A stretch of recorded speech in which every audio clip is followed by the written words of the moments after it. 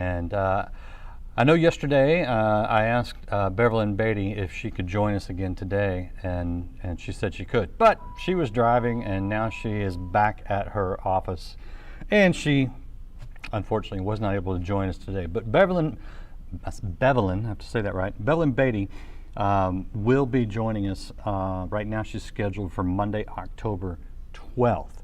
So she could not do it today, but she does want to come back and have that great conversation. So I look forward to that. But that opened up an opportunity to discuss last night's spectacle known as the presidential debate. And I'm just going to be flat out honest with you about my thoughts on this debate. And I welcome your comments. I'll be watching the comments on Facebook. Unfortunately, my software decided to drop the comments from Twitch and from Facebook, or from YouTube rather, so I can just see Facebook at this time. But I welcome your comments, and we'll talk about whatever happened. Here's my 3-point summary of the debate. And by the way, I have the managing editor of the stream on with me. His name is Albert Perrotta, and this is his article, Biden and Wallace Team Up Against Trump for an Unpresidential Debate. So we will talk to Albert about this, but I'm going to give you my 3-point summary of last night's debate. And pardon if it's a little off color. I thought Trump got up on the wrong side of the bed. I thought Biden needn't have bothered getting out of bed. And I thought Chris Wallace totally wet the bed. So that's where I'm coming from today. Not real happy with the debate last night, to be honest with you. But we're going to talk about it and the ramifications. Albert Perrotta, managing editor of the stream, how are you doing? I appreciate you jumping on last minute with us. Oh no, this is great. Great to yap about it. So you just got off of a radio program, is that right? Another interview? Who are you with? Oh yeah, it was with the Alan Nathan show. So that was good because you watch the debate, you get the adrenaline up, and it still goes for hours and hours and hours and hours, and we're about to hit a wall from yeah, debate talk, right? So I know, and some people probably are like, "Oh no, don't talk about this," because they don't want to relive it. But I do think it's important to talk about. And here's the thing: I thought Trump was entirely too aggressive. It baffles me why he was so aggressive. What do you think? Well, yeah, he came out to fight. He came for a brawl, and I had the same reaction you do. No, no, no. You let Biden hang himself. Let him do the talking, because the more he talks, the worse he gets. Right. And I said, oh no, this isn't good. And then when Chris Wallace started, how should you say, interrupting and debating for Biden, I realized, oh no, this is going to be a nightmare for a whole 90 minutes of just fight. Because when Trump realized, okay, it's 2 against 1, you knew he was going to turn into the brawler from Queens and wasn't going to give an inch. He was going to fight every inch of the way, and so that made it pretty ugly night. Yeah. So here's the thing. I mean, Fox News, right? We're told Fox News is right-wing propaganda. Those of us who tune in, the news part certainly I never thought was. But why did Chris Wallace do that? To help, I think it was to help Biden, because if you look at even some of the nature of the questions, this was something Jay Richards or Jay Richards of the stream pointed out, was that even the questions that he presented were worded in ways that tilted towards Biden. Like he didn't talk about Trump canceling critical race theory seminars. He talked about racial sensitivity. He used that kind of phrase.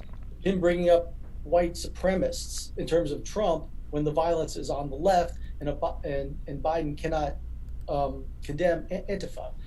So there was a balance. There was a weight going that way, and I think he did it to help, because it looked like every time Trump was like really ready to knock Biden down with something, that's when Wallace would interrupt and basically run interference for Biden and not let Biden have to stand there and defend himself and take it.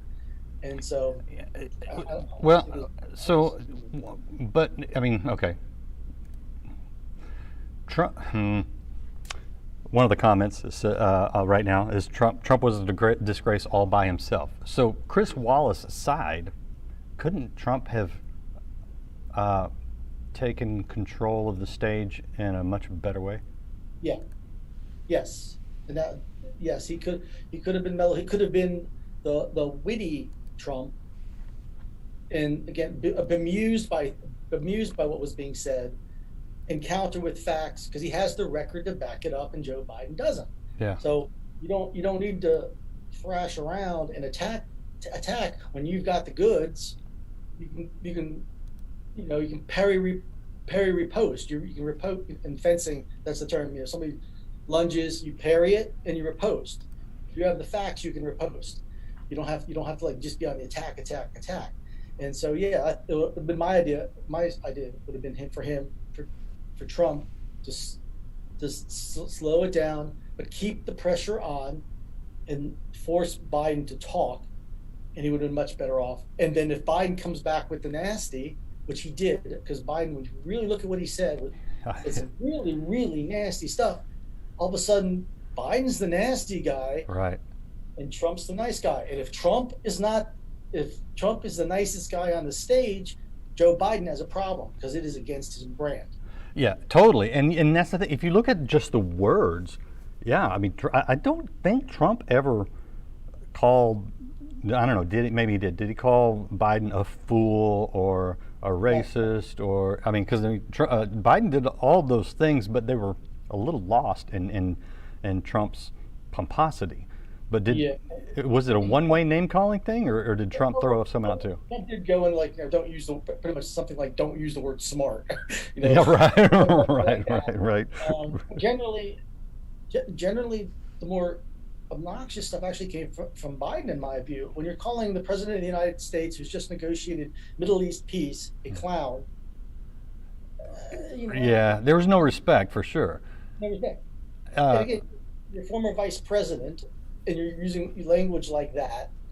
Right. Again, it's against your brand. You're nice Uncle Joe. And so here's one of the takes I'm hearing. Okay, wait. I'll get to that in a second. But when we talk about the idea of Trump denouncing white supremacists, he outlawed the KKK and Antifa in one fell swoop. And I think when I watch, okay, first of all, Trump's not a racist. I'm just going to say that right up front. I know Dr. Ben Carson.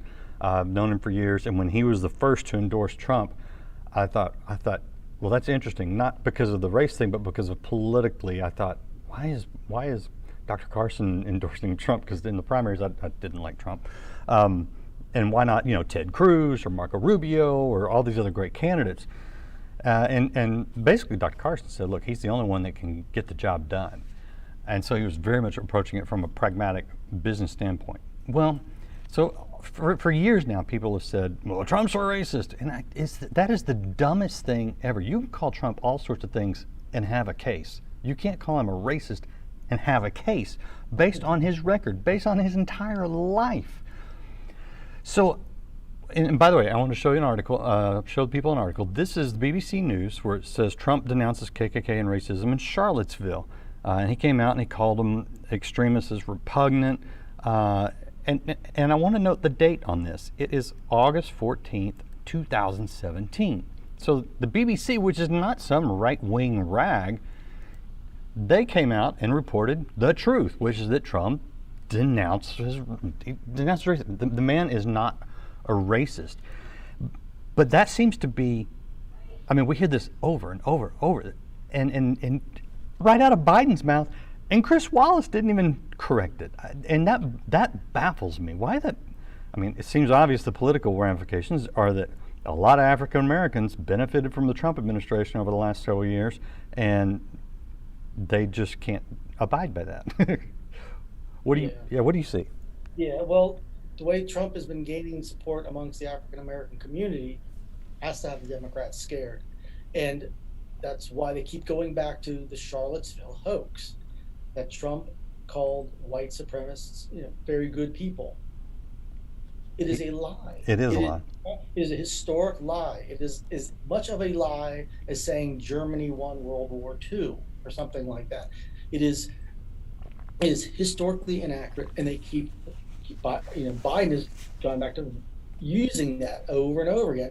And like you said, Wallace didn't call him on it, and even asking Trump about white supremacists and asking him to denounce it is buying into that lie. And it is it is not just political. I would argue it's immoral because it is divisive. It is suggesting something that somebody is a racist when they are not, and it is an appalling. Anybody who wants, in case of Biden, anybody who wants the job of president that bad to lie about race in terms of the president shouldn't be trusted with the job. Yeah. It's just Yeah, yeah, it's too much. I've sat right here and talked to several African Americans and asked them, is Trump racist? And they just laugh. They're like, no. I mean, they go right down the line. So it saddens me, especially when I hear Christians perpetuating that lie, because it's frankly not true. Now, some things that are true would be Trump plays rough. He plays really rough. Now, I have people in the chat right now, and people I know who go, you know what? I like a guy who stands up to the media. I like a guy who's going to stand up to the Democrats. I like a guy who's going to stand up to the violence in our streets, because the left doesn't play nice. They are literally burning cities down. And I watch the live streams a lot of reporters on the ground. Been watching them for months, and the profanity, the vulgarity, and then the things that they're calling for in the streets. You see, I watched a guy graffiti in Dallas, which has not been a real hotbed of things, kill cops. I watched him spray paint this onto a sign on the road just over the last weekend. They want to defund police, which is not police reform. That's eliminating police presence from the streets. They chant things like all cops are, and I'm not going to say the word because people will be offended, but it starts with a B. They spray paint ACAB. That's what that stands for. They spray paint 1312, which is a numerical code for ACAB. The negativity in our country today is as high, I think, as it's been since 1968, and Trump is aggressively standing against it, which some people like, and I do appreciate. I just wish he expressed it better last night. But what's your take on some of the baggage that Trump brings with the aggression as a part of his strength? Yeah, he's. There's a movie reference that comes to mind, but I'll let it go. We are dealing in 2020 with an enormous amount of crises. We're dealing with some really big things, one on top of the other. The rioting, the COVID, the other thing. It is a good thing we have a guy who doesn't bend to pressure. I could not fathom what it would be like to have to deal with what he's had to deal with, first for the 3 years, like the Russian hoax, and all the other pressures that go with being president that turns young men into old men really fast. And he's still standing at the start of 2020. And then you have this virus that shuts down the country to deal with. And then you have to deal with rioting. And the idea that we have somebody who doesn't back down, doesn't stop fighting, is a good thing, because there are other people who fold under pressure like that. Yeah. There are leaders. There are leaders who fold under pressure that have done it. My personal example, to a lesser degree, would be Arnold Schwarzenegger in California when he was the governor. We're talking Hercules. This is Hercules. This is, Arnold Terminator. Schwarzenegger.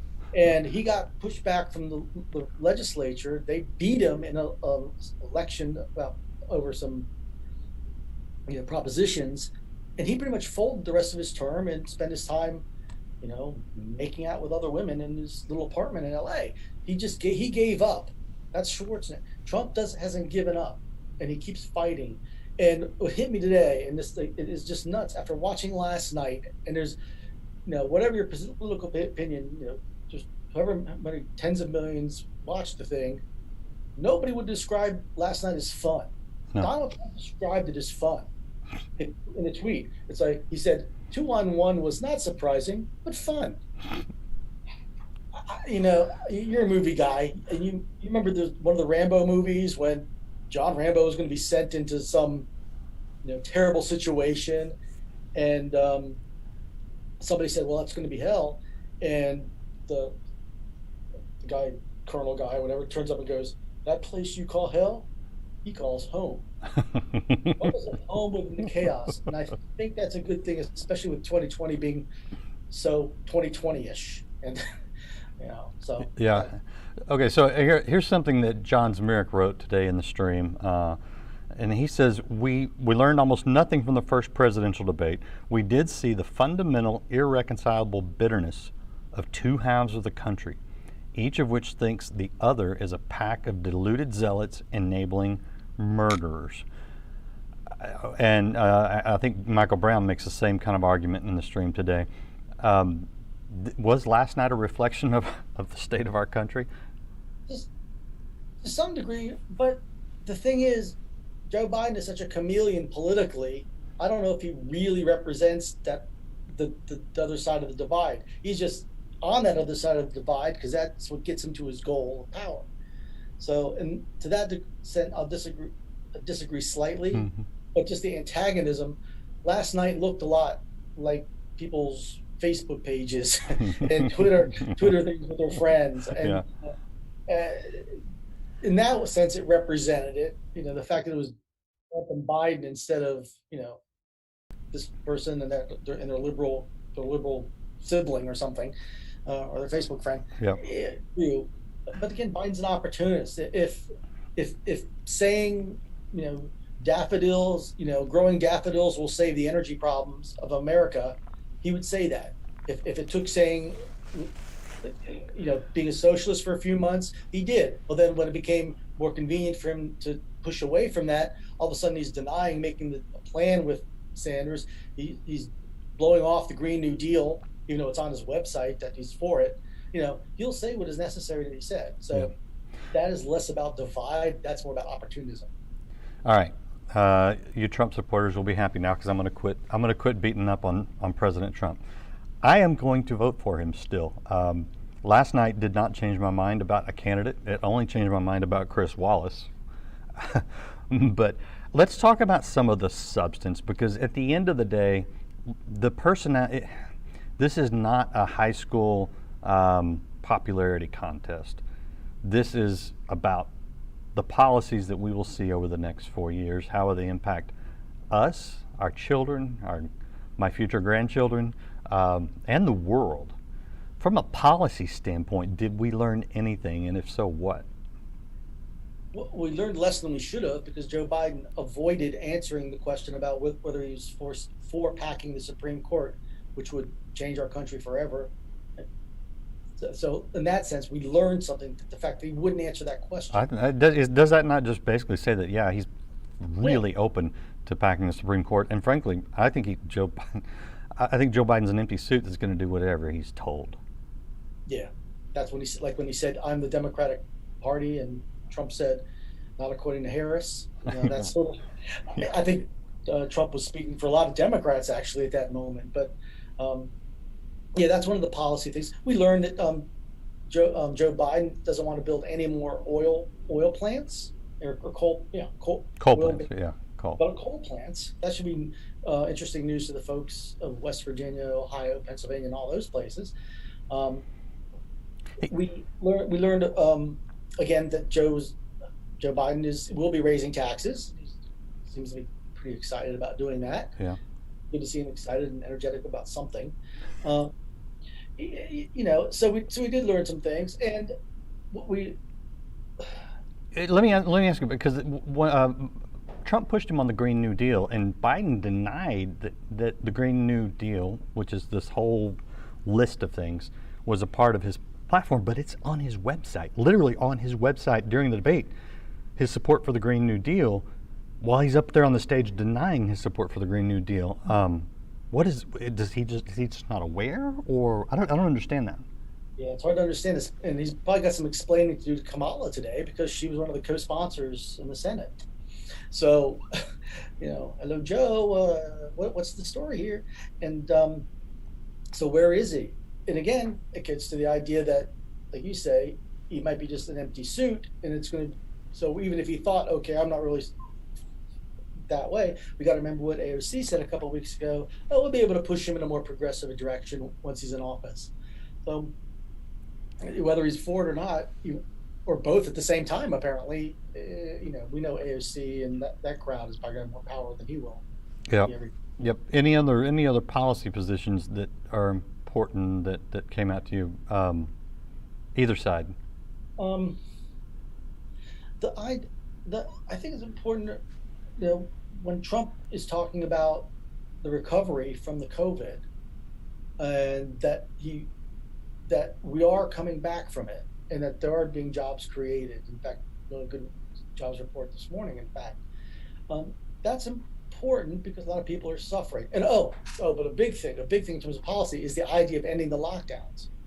Yeah. And you made a great point talking about the side effects of the health side effects, and the increase in drug abuse, suicides, going pointing out the dangers of the importance of having the schools open.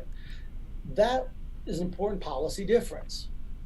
Biden doesn't seem to give a darn about the health dangers of having everybody locked down, and the fact that Trump made that point was really well taken. Yeah. And the idea that he didn't get into it as much as he probably could have, but whether we get a vaccination in a couple weeks, like he says we might be getting, or in a couple months, the process of creating vaccines and medical treatments and getting them approved and getting them distributed has been revolutionized. Yeah. Operation Warp Speed has revolutionized this process. So no matter what, we're going to be like a year or so ahead of where we would have been otherwise. Right. And it also plays in the future. When there's another virus that comes along, or another outbreak of some other type, or another treatment that needs to be made, the process was sped up. How many, probably millions, if you think around the world, lives will be saved because of Operation Warp Speed? Do we include that in the calculations? Yeah. Whether it's a good job or not a good job? Yeah. Well, and the whole COVID thing. But for one, over 2 million people died, according to the CDC, during the Obama-Biden years. Over 2 million people died in the United States. Do we attribute that to the Obama-Biden administration? I mean, no, kind of silly. The idea that Trump is responsible for every COVID death just because he's in the Oval Office and he was letting governors determine policies in states, that doesn't, the logic there doesn't hold water. But here's the question I want to ask you, because this is a serious thing. Biden has signaled that he would lock down the country. He's basically said it if the experts, and God knows what experts he's listening to, said that the lockdown was coming. We know flu season's coming. I don't know if people know this, but in Europe they are experiencing shortages in grocery stores again. In Canada, there's already rattling about it. In some places they're seeing some shortages. We may be seeing shortages again at the grocery stores because we may be going into another period of lockdowns in some countries. If Biden wins, will the Democrats lock down the country again, or will they decide, no, we've got the presidency, we don't need to lock down, we can actually open up the economy again? What do you think? Isn't it amazing how cynical we are to actually be considering that that's what's going on now? Who knows with some of these governors, they're kind of all nuts. But generally, I do believe you'll see less inclination to close things down again because of the damage, and if they have the White House. But Biden is saying if he's elected, like you said, he will shut it down. He will follow the scientists. But which scientists? Is it going to be the ones who well, what about the scientists who are saying something like, I think it was Arizona, where the number of heart attack deaths skyrocketed because people weren't going to the hospital when they normally would have gone to get checked out? What about those scientists? Do they count? What about the scientists talking about the tens of thousands of people in third world countries who are starving and dying because the supply chains are messed up because of lockdowns? Are they, so who's he going to listen to? And yeah, I know for a fact because we did a special on this yesterday for television that we just got a report back from Africa, from Isak Pretorius in South Africa, and we just passed the 200,000 mark. We had like 204,000 deaths in the United States approximately attributed to COVID. Now, obviously, there are underlying issues many times, and the COVID is the thing that comes in and kills people. In Africa right now, we're losing almost 200,000 people a day to malnutrition. Oh, God. I'm sorry, I said a day. That is completely wrong. A month. I apologize. 200,000 a month to malnutrition. But that is every month. That's not a year. That's every single month. So, do we blame Trump for that? Pardon my cynicism, but when you look at things in perspective, here, I'll give you this right here. This is from the CDC, updated September 10th, okay? The latest CDC figures. If you're between the age of 0 and 19, your survival rate is 99.997%. If you're between 20 and 49, which I like to think of myself in that category, even though I'm not anymore, your survival rate is 99.98%. If you're between 50 and 69, your survival rate is 99.5%. If you're 70 and older, it drops to 94.6%. And that includes underlying issues. I will take those odds, frankly, and do what I can to protect myself. But I really don't like the government arresting people who are outside singing in a parking lot, which we saw recently, arresting a woman sitting in the bleachers watching I think it was a junior high football game with no one but her friend around her, so she's social distancing outside, still gets arrested, manhandled, frankly, for not wearing a mask. Some of the craziness going on right now is really disturbing. So I don't know. Is that a legitimate issue in the election? Yeah. One party wants people to go to church, and another party doesn't seem to mind closing down churches, but letting people riot to their heart's content. That's an issue. Yeah, and I think that is an issue because I mentioned watching the live streams, and these people are not all wearing masks, and they're doing it like a lot of the masks in the streets of the protesters, right here.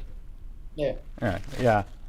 Or they don't have them off, and they're screaming. They're screaming in police officers' faces who are wearing the shields and stuff. All right, any other big issues coming out? Because, again, the personalities will go away. The policies will be with us for a while. Who knows how long?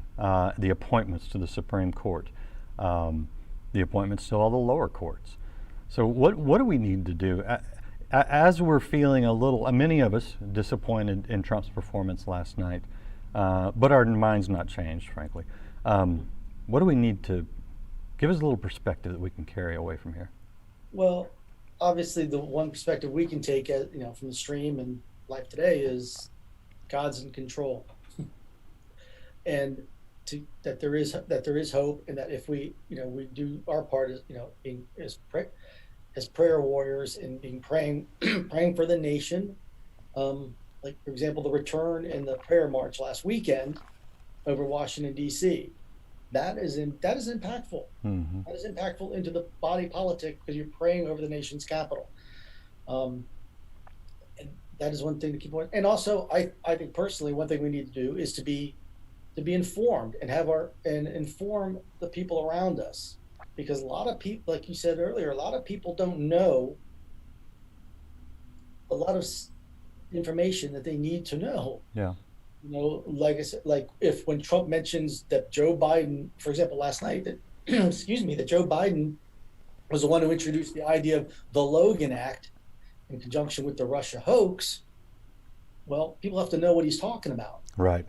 That those the Trump or Obama, Biden, and that whole group of people used an obscure law that has never been used or successfully in the history of this country to try to go after a war hero, Lieutenant General Michael Flynn. Yeah. You got an article coming out on that soon? I, I, yeah, actually, I was writing on one. Okay. It's been a long race, and I was a Right. little sleep myself. But actually, I knew somebody was writing it on my desk this morning on my time. Yeah. So, Um, an irony of ironies is that Trump is up for the Nobel Peace Prize, because one thing we didn't talk about is the foreign policy, and frankly, what's going on in the Middle East right now is historic, and that we haven't talked about that at all. well, because it would have benefited Trump, I think that's one reason. I mean, I guess that's a little snarky.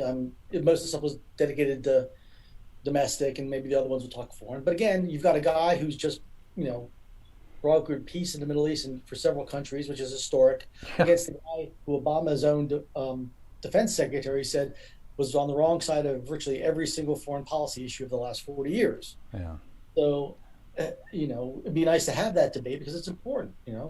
It wasn't, not only just the Middle East piece, but the squeezing of Iran versus giving Iran anything they wanted. Um, Joe Biden's love affair with China, Yeah, uh, that versus combating the threat from China, yeah. on and on. And Russia. I think we know who Russia wants in this election, and China, and it's not Trump. Yeah. All right. Okay. I appreciate you unpacking, letting me unload, letting me get some things off my chest. Anytime I'm going to be shoulder to front on. Okay. Thank you, Albert Perrotta, managing editor of the stream, and I'm going to show you guys some of the things on the stream right now. And by the way, yes, I'm disappointed in Trump's performance last night, but my vote's not changing. In case, but I think it's fair for us to have these conversations. And look at these things. And I want to show you a few things on the stream right now. One just featured video where my dad's talking to Bishop Harry Jackson. Is President Trump a racist? Because this is one of the biggest lies pervading our country right now. Say what you want about Trump, and there are lots of things you can say that are true. The man's not a racist. Here's Michael Brown's article on the presidential bait was a snapshot of America. Albert Perrotta's article, there's his bombshell on the Russia hoax that Obama and Biden and Clinton were all in on. John Zmirak on the debate. Al again on the debate.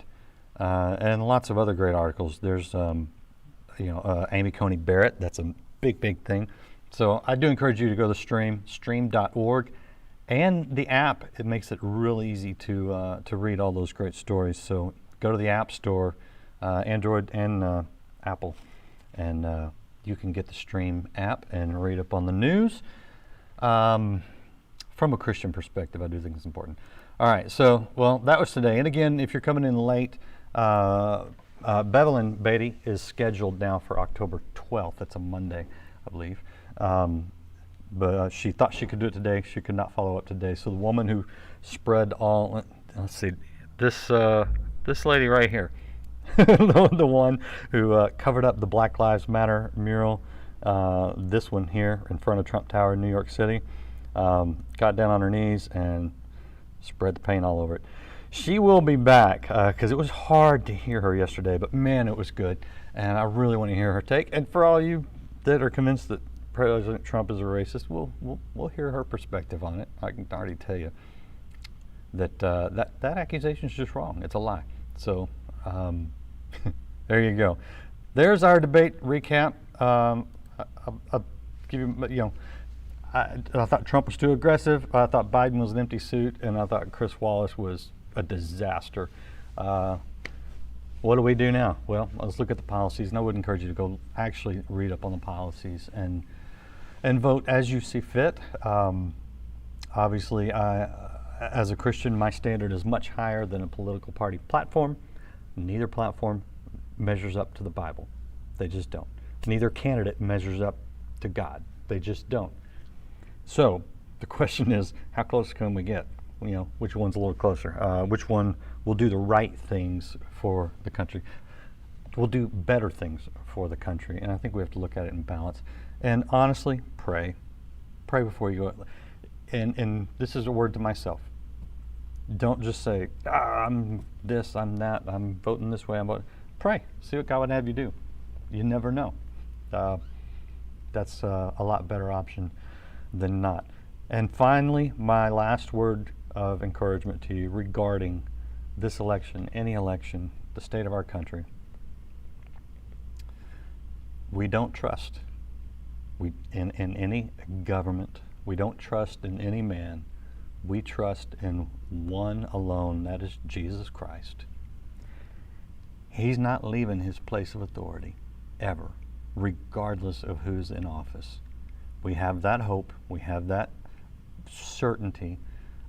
We can be, like many characters in the Bible, blessed in even the most corrupt, vile, anti-God society. Now, I don't want to have that, obviously, but our God's so much bigger than all this.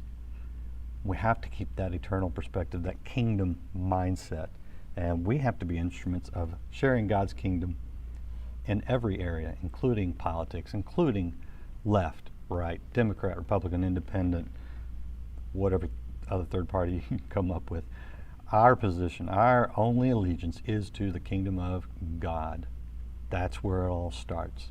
And then we influence every area, wherever we're at. Education, entertainment, business, wherever we're at. Politics, yes. So let's keep that in mind. I do keep that in mind, even as we discuss these lesser things that are important things. So there you go. Back with live interviews tomorrow. I'm booked really solid. This is going great. So thank all you guys for tuning in, for watching, for commenting, for sharing, and for sharing your opinions. We don't all agree, but on the politics of it all, but we all hopefully agree that Jesus Christ is Lord, and He will be after the election, no matter who wins. That's it for today. Be sure to check out the stream, all the great articles on the stream, stream.org, and in the app stores. And I'll see you again tomorrow. Most of you all the time want what you want. What you want.